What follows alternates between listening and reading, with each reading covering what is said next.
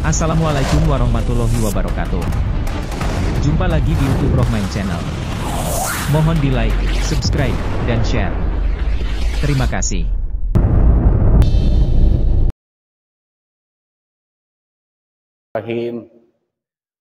Assalamualaikum warahmatullahi wabarakatuh. Alhamdulillahi hatta hamdi alladzi ba'asa rasulah wa amara bimahabbatihi kulla ibadih wa ja'ala ummatahu bikaramatihi wa majdih. Allahumma passalli wa sallim ala khairi khalqih Sayyidina wa syafi'ina wa habibina wa maulana Muhammadin wa ala alihi wa ashabihi amma ba'du. Para alim ulama, para tokoh masyarakat, ketua-ketua DKM se-Limo dan Cinere, jamaah sekalian, pengurus BKKM. Pertama-tama marilah kita panjatkan puji serta syukur kehadirat Allah Subhanahu wa taala. Selawat teriring salam semoga tersampaikan kepada qudwah dan uswah kita, yakni baginda agung Nabi besar kita Muhammadin sallallahu alaihi wasallam. Bapak Ibu, 14 abad yang lalu Rasul menyampaikan satu informasi. Kata beliau begini, sayati ala ummati zamanun tahluku sunnati kama yahluku saub alal abdan. Ini 14 abad yang lalu. Kata baginda Rasul, akan datang satu waktu, satu keadaan, di mana keadaan itu tahluku sunnati kama yahluku saub alal abdan. Keberadaan ajaran Rasul itu seperti keadaan pakaian yang kita pakai di badan. Apa maksudnya? Semahal apapun pakaian, ada waktunya bosen. Betul nggak Pak? Hah? Ada orang pakai sorban hijau terus, biar di aku NU-nya. Tiba-tiba ada orang pakai sorban putih pantes, dia pakai airnya putih terus. Bosen.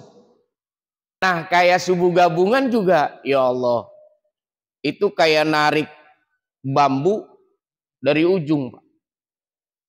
Tapi saya ngelihat pagi ini luar biasa. Ada satu, kalau bahasa hukum tuh ada satu adagium, ada makolat. Seorang ulama bilang gini, kalau orang rajin bergerak itu, kata beliau begini, ini ra'aitu uku falma yufsiduh. Kata ulama, aku kalau ngelihat air yang tidak mengalir itu rusak, Pak. Betul nggak? Coba aja lihat air di belakang rumah. Namanya apa itu? Embung ya? Ya, kalau kampung saya koya, kalau di sini apa? Nah, apa Kiai? Got. Itu pasti itu. Air kalau menggenang nggak mengalir bengu. Betul nggak? Nah, orang kalau diibaratkan air nggak pernah kumpul, apalagi di masjid, bengu itu Pak. Ternyata bukan hanya bengu Pak, menimbulkan penyakit jentik nyamuk. Tiba-tiba besoknya ada orang sakit DBD, investigasi dari puskesmas, ternyata ada air menggenang di belakang rumah bapak. Apa kata itu?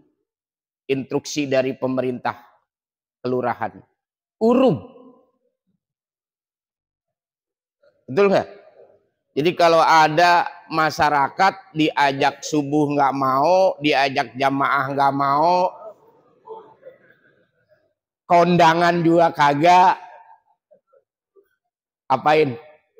Urung. Kenapa? Karena kata ulama begitu. Tapi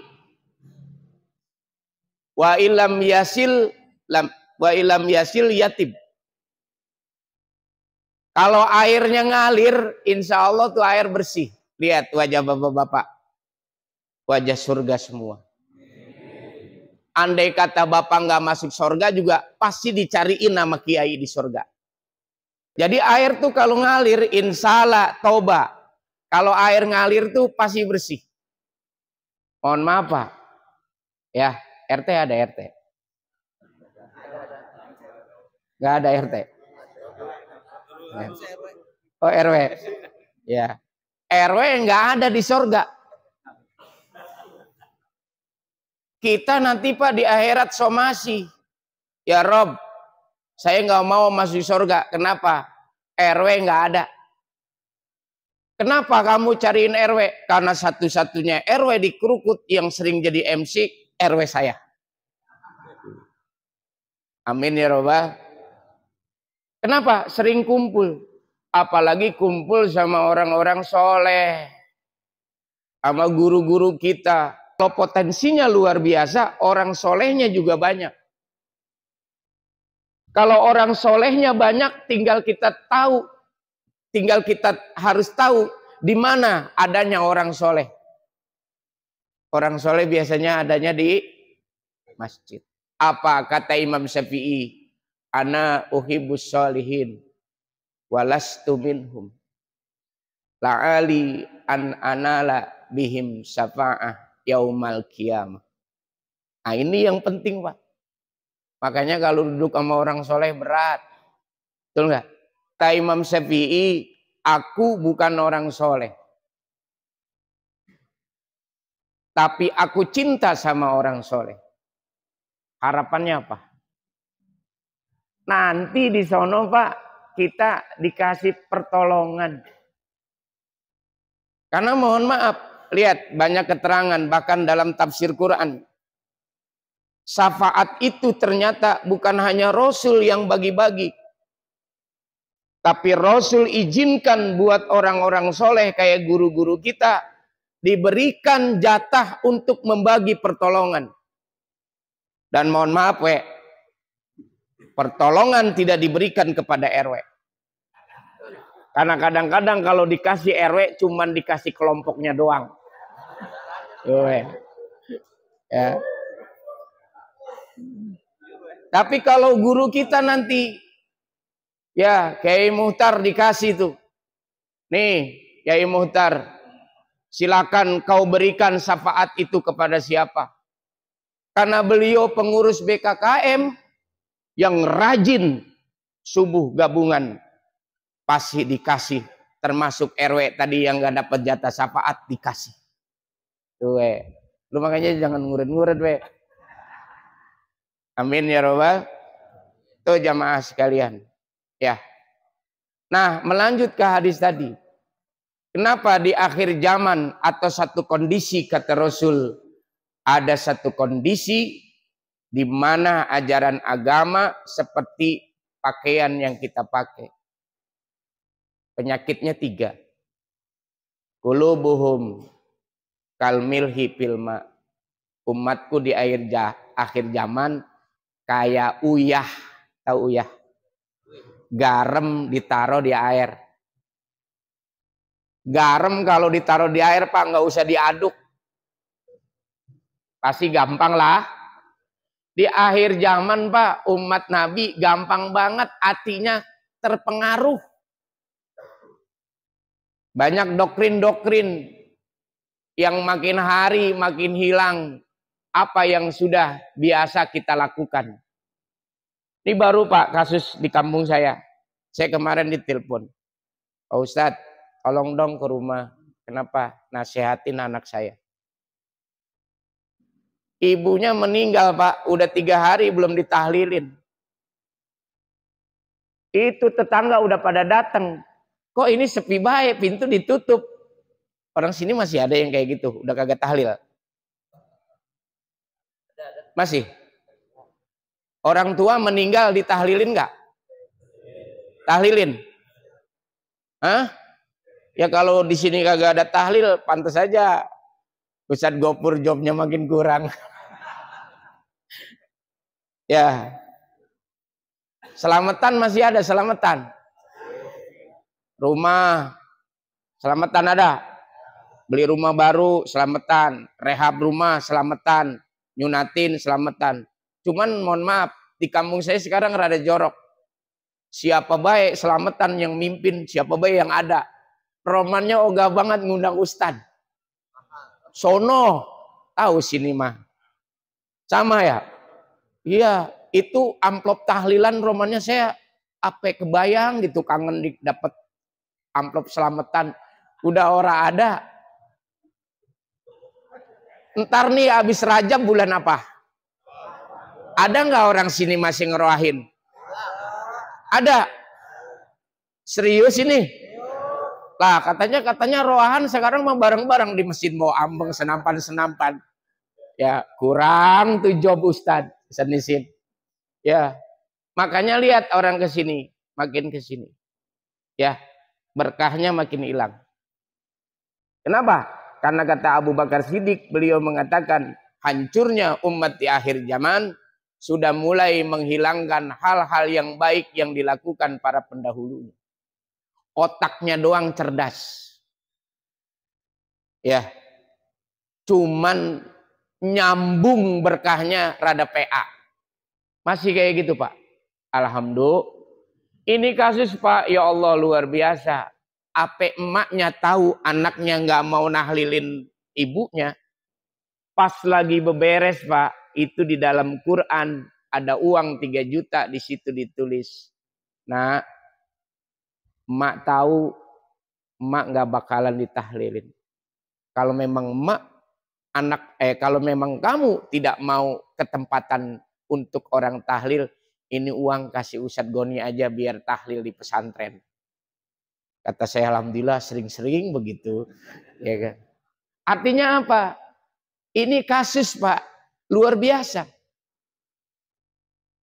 Nah sekarang tuh orang gampang terpengaruh akidahnya cuman gara-gara ada doktrin baru. Kenapa dia bisa seperti itu? Salah guru. Apa awal salah guru itu? Udah nggak mau kumpul model kayak begini.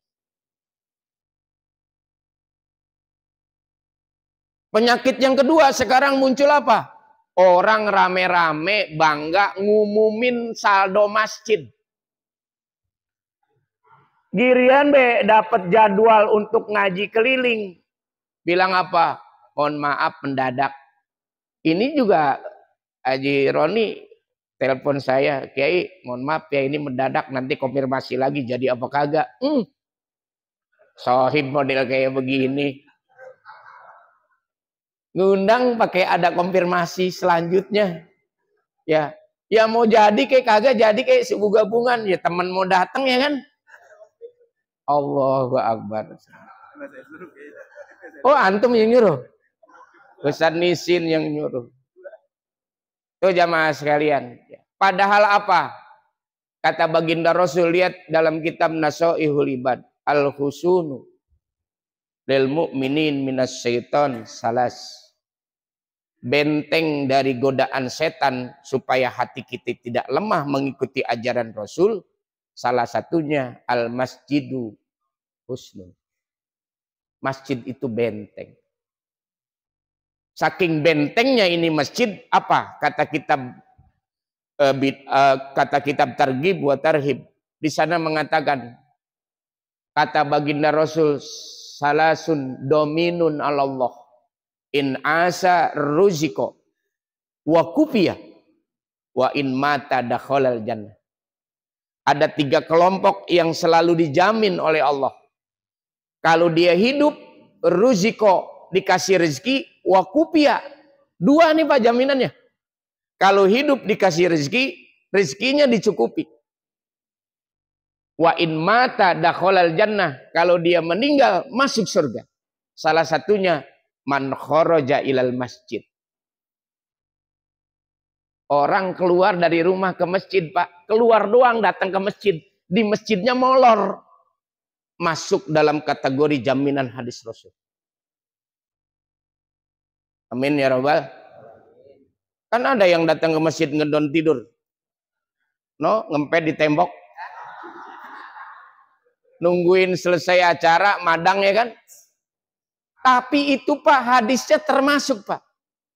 Nah kalau bapak-bapak nih yang dengerin, yang zikir ya kan, itu pahala bonus Pak. Jadi kalau pahala pokok aja tadi sudah dapat, bapak dapat pahala bonus. Apalagi Pak Ustadz ini dari tadi, tasbihnya diputer-puter. Pahala bonusnya banyak Pak Ustadz. Kayaknya ketua DKM ya. Ya nanti kalau subuh undang saya. Ya serius nih. Ya. Minta aja sama Ustadz Nisin sama Ustadz Gopur. Tuh Pak, hebat gak? Nah coba sekarang kita buktiin sekarang. Ada 2 rakaat yang lebih hebat daripada dunia dan isinya. Sholat apa? Sholat fajar. Betul nggak? Terus lihat dalam kitab apa itu? Barang siapa kalian masuk ke masjid, sholatlah 2 rakaat, sholat tahiyatul, jaminannya juga banyak. Kata baginda Rasul apalagi? Kalau masuk ke masjid, Allahumma inni as'aluka, Allahumma inni abwaba rahmatik. Ya kan? Kita minta dibukakan pintu-pintu rahmat. Nih, di dalam masjid banyak rahmat. Keluar dari masjid, Allahumma inni as'aluka min fadlik. Ntar keluar dari masjid banyak keutamaan. Belum minser aja dari teras masjid. Tuh lihat di depan sudah berjejer rahmat Allah. Ya, bisa tuh. Nasi uduk apa itu? Opor ayam. Amin ya Rabbah. Cuman tadi Pak, begitu hebatnya keutamaan Allah, begitu hebatnya rahmat Allah. Itu tadi ada makhluk Allah yang gak suka orang kerukut jadi orang soleh. Makhluk Allah itu setan. Nah supaya setan gak bisa mengganggu kita, kita harus membangun benteng. Satu bentengnya adalah masjid. Jadi kalau udah masuk masjid pasti gak digoda setan. Andai kata tidurnya di sini, itu tidurnya ibadah. Amin ya Rabbal. Jangan salah, ada jamaah yang hari ini datang ke sini, habis sholat subuh tidur, ya, nyender di tembok, nanti di akhirat dia masuk surga duluan. Kenapa? Dia tidurnya ikhlas. Pak Rosidi dengerin sayanya karena pengen ngeteh. Beda ya Pak. Yang kedua, penyakit umatku, kata baginda Rasul di akhir zaman. Kenapa ajaran Nabi itu seperti pakaian nempel di badan cepat bosan? Qulubuhum kadud bil khol. Ini hadisnya saya potong-potong aja supaya gampang diingat. Di akhir zaman umatku itu kayak ulat ditaruh di dalam minyak. Celeng Pak. Ini logika analogi. Apa maksudnya? Umatku di akhir zaman kalau duduk di tempat baik pantat ugig baik. Bener apa enggak? Ini pantat kalau duduk lama-lama di masjid ugig baik. Sekali-kali kagak ugig belonjor. Ya kan? Tuh. Ini Nabi Pak yang bilang. Artinya apa? Umatku di akhir zaman nggak betah lama-lama duduk di tempat baik. Padahal ulama mengatakan di akhir zaman nanti tempat baik itu lebih indah dari rumahnya. Ini Masjid Nurut Taqwa. Indah nggak Pak? Pak Haji Rosidi, Pak Rosidi punya karpet tebal kayak gini? Kagak kan? AC 2, 3, 4, 5, 6. Tapi saya yakin nih, habis sholat subuh, pintu dikunci, kosong.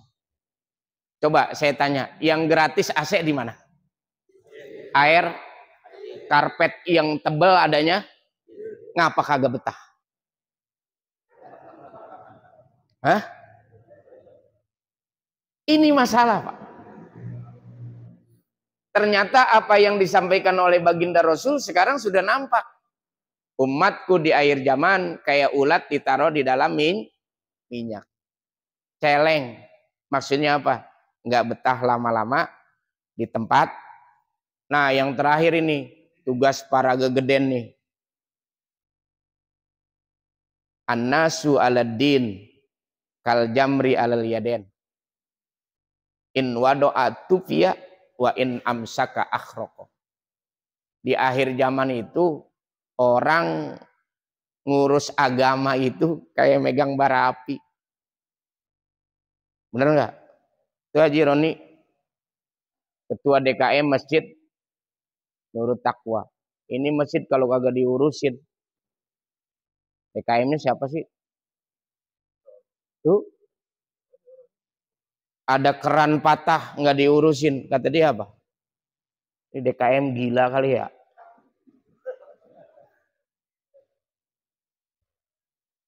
Ini ngurusin agama. Saya tanya, emang BKKM Pak Kiai guru saya itu ngurusin dapat honor? Hah? Dapat honor, Pak? Ada honornya? Kalau diundang, tapi ngurusin ini BKKM, emang ada honornya? Ketua DKM ada honornya? Apa Krukut mau udah lain kali? Ketua DKM honornya 3 juta. Wah, saya pindah ke Krukut. Ada Pak Jironi? Gak ada. Bapak hati-hati ngomong sama orang-orang yang ngurus agama. Coba. Nggak ada, Pak. Sekarang nih mohon maaf ada statement yang merusak umat. Apa kata orang-orang sekarang? Ini mohon maaf, Pak. Kita ini kadang-kadang sekarang kan lebih banyak megang HP. Itu TikTok, Pak, banyak mencekoki otak umat Islam. Salah satunya apa? Orang sekarang udah kurang hormat sama guru dengan pernyataannya apa? Guru kalau kagak ngajar ngaji kan kagak madang. PA apa kagak tuh? Nah, lama-lama itu masuk, Pak, ke otak. Padahal mohon maaf, tadi kalau nggak ada guru-guru kita, nggak ada paku-paku bumi. Siapa yang mau ngurusin yang model kayak gini? Betul Pak Gaga? Pas be ada orang mau nyalon, pada deketin nggak?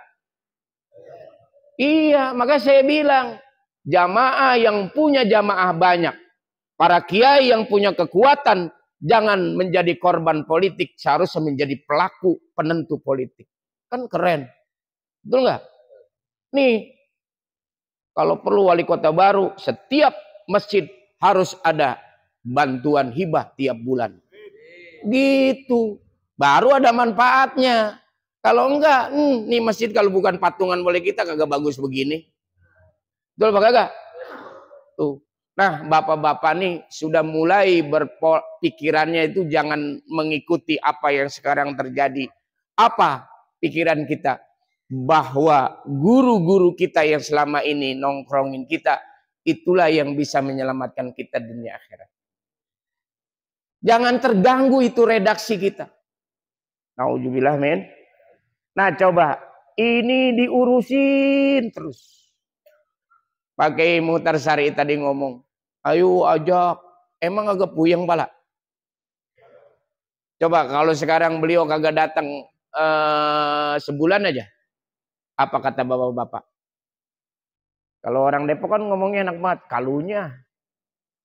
Ketua BKKM juga jarang datang. Puyeng gak tuh pala? Nah kata Nabi apa? Di akhir zaman ngurus agama itu kayak megang bara api. In amsaka akhroko. Pegangin terus. Ngurusin masjid emang enak. Ustadz jadi ketua DKM kagak bisa panggilan khotib, Pak. Diomongin mulu. Ngomongnya emang enak. Dua DKM.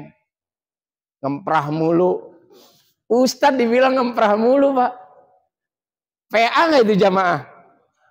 Ya Allah. Tapi kalau ini agama nggak diurus, Pak, in wadoa tupia. Barah kalau ditaruh, Pak, mati, Pak. Artinya apa? Jadilah kita sesuai dengan pesennya agama. Lihat Ali Imran 110. Kuntum khaira ummatin ukhrijat linnas. Ini bukan tugas para kiai doang, tugas kita sebagai umat Islam. Pertama, ta'muruna bil ma'ruf, ajak orang berbuat. Mohon maaf, Pak, orang baik itu gampang, Pak. Dan orang baik itu disenengin orang. Betul nggak? Tapi kalau udah ngajak kebaikan, Pak, belagu lu. Baru juga berapa kali subuh gabungan udah ngajak gua. Ustadz aja nggak ngomong apa-apa. Tuh, Pak. Tapi itu tugas kita, Pak. Lihat baginda Rasul, umur 35 tahun dapat gelar Al-Amin. Hebat kan? Yang ngasih gelarnya itu Abu Lahab, Abu Jahal. Tapi ketika usia 40 tahun, beliau dideklarasikan menjadi Rasul. Apa kata paman-pamannya yang gak suka? Muhammad Junun. Tuh, Muhammad gila. Jadi orang baik itu, Pak, banyak pujian. Tapi Bapak ketika ngajak orang baik sudah mulai dicaci. Mau nggak mau. Jadi mau nggak mau umat Islam harus ta'muruna bil ma'ruf. Yang kedua, watan hauna anil munkar. Awas nih. Orang diam atas kemunkaran adalah kemunkaran. Orang dulu nih kalau ada anak-anak mau maghrib kumpul-kumpul main-main, apa kata orang tua dulu? Bubar, pulang, ngaji. Sekarang mulut kita udah kurang tapi iyeng sama yang kayak gitu. Malam-malam nih kalau ada anak remaja jalan lurad rerod, apa kata kita? Pulang. Kan gitu. Sekarang mah menanah, anak gua bukan. Di sini begitu enggak? Lah wajar kalau subuh gabungan saya lihat aki-aki semua ini. Mana yang muda nggak ada? Ini juga nih paling 25 tahun lagi. Ini masalah, Pak. Jadi diam terhadap ketidakbaikan adalah ketidakbaikan. Bahkan mohon maaf kata baginda Rasul, laisa minna malam yahtamma bi amril muslimin. Bukan umatku orang yang masa bodoh terhadap urusan umat muslim. Jadi kalau kita diem baik. Nah, mudah-mudahan nih subuh gabungan ini menjadi bagian peran kita, Pak. Agar kita tidak termasuk laisa minna. Amin ya rabbal alamin. Itu saja yang dapat saya sampaikan. Kesini bukannya mau ceramah, silaturahmi, ketemu guru-guru sama teman-teman. Dari awal sampai akhir. Al-Fakir mohon dibukakan pintu maaf yang seluas-luasnya. Wallahul muwaffiq ila aqwamit thoriq. Assalamualaikum warahmatullahi wabarakatuh. Demikianlah hasil liputan video ini. Terima kasih telah menonton video ini sampai selesai. Mohon di like, subscribe, dan share.